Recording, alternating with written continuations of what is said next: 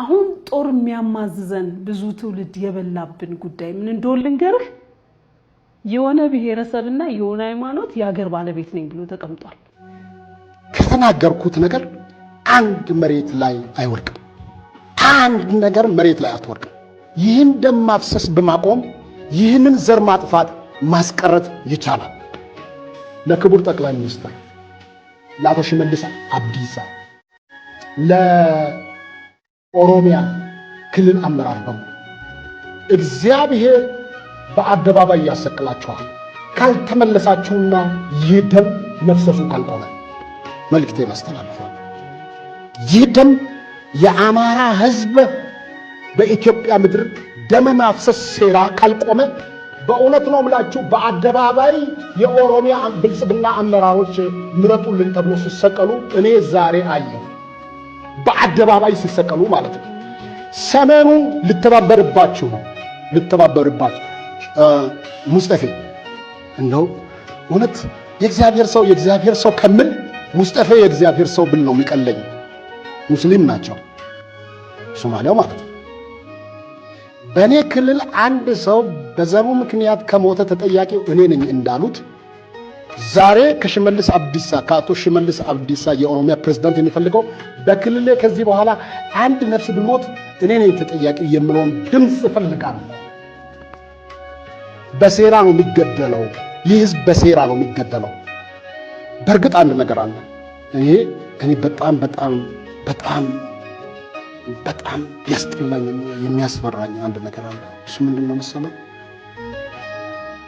ክርስቲያን ልጆች እዚህ አዲስ አበባ ኦነግ እንዲገባ ጠቅላይ ሚኒስትሩ ካደረጉ በኋላ አጠቃላይ ለስልጠና በኦነግ ስብሰባ ላይ ጥሪ ተደርጎላቸው ሄደው ለነገስታት የሆነ የውርደት ስም ያው ቅኝ ገዢ ሆኖ ሰገባ የቅል ማዋረድ ድርጊት ምናምን ስድቦች የሉም ተለጣፊ ስሞች የሉም እንትና ብለ በብሔሩ አዋርደ የምትጠራበት አይነት በሄዱበት ሁሉ ነገስታት ዘመን እንደዚህ ያደርጋሉ ወታደሮቻቸው በተለይ በጦርነት ያስጨነቀ ህብረተሰብ ካለ ያንን ህብረተሰብ በጣም የሚያዋርድ ቋንቋ የጥላቻ ነገር ይጠቀም እነዚያን ሁሉ ሰብስቦ ኦሮሞ እንዲህ ትባላለ ብሎ ሞልተዋል ልጆቹን ስለዚህ ምንድነው ብለው ከነፍጠኛና ከሰፋሪ የጸዳች ኦሮሚያ መመስረት ከሰፋሪ ማጽዳት ሲባል የአዲስ አበባን ህዝብ ሁሉ ማጽዳት የሚላለበት በውስጡ በነገራችን ላይ ፊሊጶስ ይሄን ንግግር የተናገረው ከዛሬ 4 ዓመት ቀደማ አካባቢ ነው የአስቴር በዳኔም ንግግር ቆየት ያለ ነው እኔ በጣም አስገርሞኛል እንደ ትንቢት ነው የማስበው አሁን ላይ ሳየው ምክንያቱም እንደዚህ አይነት ንግግር አስባችሁታል ሰሜናውያኑ ይተባበሩባቸዋል ምናምን በሰዓቱ አይታሰብም እንደገና በእንደዚህ አይነት ልክ ነገሮች የሚመጣው የባሰ እንደሚሄድ እንደ ትንቢት የሚቆጠር አነጋገር ነው የተናገረው እዚህ ጋርና መመለስ አለባችሁ ነው ያው የናስቴር በዳኔ አይነቶቹም በፖለቲካም ያሉት በተለያየ አይነት አካሄድ ውስጥ ያሉት ተመለሱ ተስተካከሉ አርሙ የሚል ንግግር ነውና እንዲህ አይነት ፓስተሮች ማየት በርግጥ በጣም ከባድ ነው ብዙዎቹ በጣም አሽቃባጭ የሆኑ በጣም አለቅላቂ የሆኑ ምናምን ናቸው እውነቱን ለመናገርና የፓስተሮች እንደዚህ ነብይና ሐዋርያንን ከሚሉት ብቸኛ ይሄን አየን እንደውም ብዙዎች ትክክለኛ ትንቢት ነው ራሱ እስኪሉ ድረስ ማውነተኛ ነብይ ነው እስኪሉ ድረስ ነው እንትን ያለውና በጣም የሚገርም ነው ትክክለኛ ንግግር ነው መታረም አስፈላጊ ነው በዚህ ጉዳይ ምክንያቱም የሚያዛልቅ አይደለም አካሄድ እናጸዳለን እናጠፋለን ሰፋሪ ምናምን ይያሉ መምታት መጨፍጨፍ መግደል ማንቋሸሽ ይሄ በጣም አጸያፊና ሁላችንም ልንቃወመው የሚገባ ጉዳይ ነው ምክንያቱም ነገ በራችንን የሚያንኳኳና ሁላችንንም አደጋ ውስጥ የሚከት ነው እንዳለው ሙስጠፌ እንዳለው አንድ ጊዜ ላይ እንዳለው በዘር ምክንያት በእምነት ምክንያት አንድ ሰው ተገሎ የተጎዳ እንደሆነ የተረገጠ እንደሆነ የተገደለ እንደሆነ ኃላፊነቱን ወስዳለው እንዳለው ሁሉም በዛ ልክ መሆን አለበት ልክ እንደ ሶማሌው ክልል ፕሬዝዳንት ማለት ነው ያካሄድ እንደ ሀገር የሚጠቅመንና የሚበጀን ነው የሚሆነው።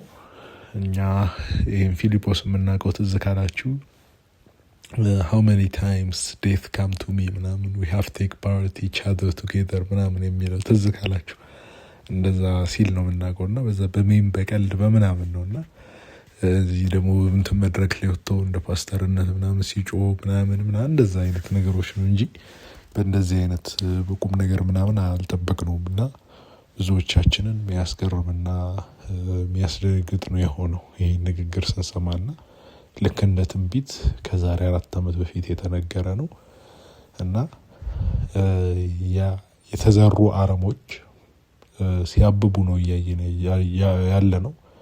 ለ50 ለ60 ዓመት ለ40 ዓመት ለ30 ለ20 ለ10 ዓመት ለረጅም ዓመታት ሲዘሩ የነበሩ ነገሮች ዛሬ በቀለው ዋጋ እያስከፈሉ ነው የሚገኙትና አጥብቀን የአስቴር በዳኔን ንግግር የሚኮ ማይክን ንግግር እየተቃወመን ያለ ነው። የነታዬ ቦጋለን ንግግር እየተቃወመን ያለ ነው። ጥላቸው የሚዘሩ ስለሆኑ ነው። በረጅም ርቀት ዋጋ የሚያስከፍሉ ስለሆኑ ነው። ካሁኑ ካልተቃወምንና ይቅር ካላለን ወደፊት እየባሰና እየተባባሰ መንገድ እያበላሸ ትውልድን የሚጨርስ ነው የሚሆነው።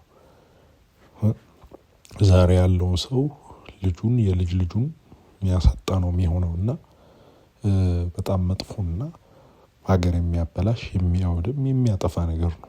ግን ብዙዎች ይሄን አይረዱም። እንደ ቀልድ ነው የሚያወሩት ንግግራቸውን። ምናልባት ለጊዜያዊ ጥቅምም ነው፣ አስተሳሰብም ተጭኖባቸው ነው፣ ጅምላ ፍረጃም ነው። እንደ ጅምላ ፍረጃ አንዳንዴ ቀለል የሚላቸዋል መሰለኝ አላቅም።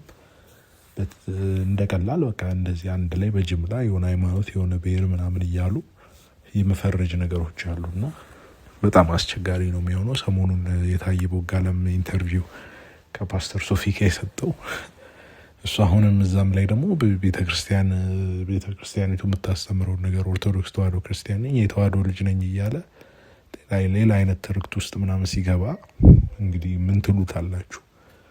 ማይሆን አስተሳሰብ ነውና አሁንም ጥላቸው እንዳለ ነው፣ አካሄዱ እንዳለ ነው። ከላይ ያሉት ከበላይ ያሉት የሚነግሩትን ነው። የአሜሪካ ሄዶ ስላልተሳካለት ነገሮች እንደዛ ሆነ ነገሩና ግልብጥብጥ የሚል ነው እና ይሄ ሰው አስገርሞኛል። እኔ በበኩሌ ፊሊጶስ ሐዋርያ ነኝ ነው የሚለው በጣም ገርሞኛል በበኩሌ። እናንተ ምን ታስባላችሁ?